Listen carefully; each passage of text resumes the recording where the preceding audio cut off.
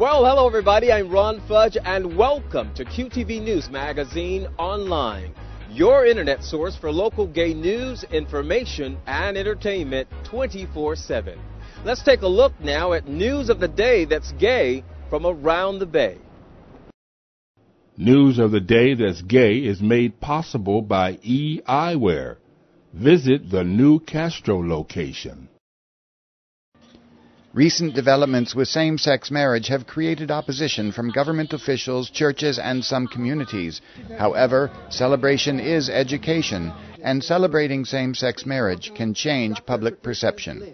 The Asian community, known as conservative, is perceived to be opposed to same-sex marriage for gays and lesbians. GAPA held an event to dispel that myth. Among the guest speakers was the Reverend Jeffrey Kwan, an activist in favor of same-sex marriage, who is prohibited from performing such weddings by his church.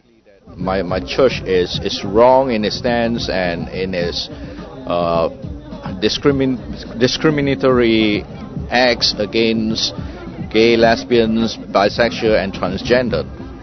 The issue has put a new face on the LGBT community. Images of sexual extremes and flamboyant costumes have been replaced by people who could be a relative, a neighbor, or a friend. And hearing personal stories builds bridges of understanding.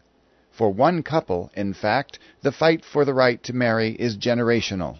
Well, we are so excited to be here today because my parents were an interracial couple. My mother's Chinese American, and they were only able to marry because the California Supreme Court overturned California's laws banning interracial marriage.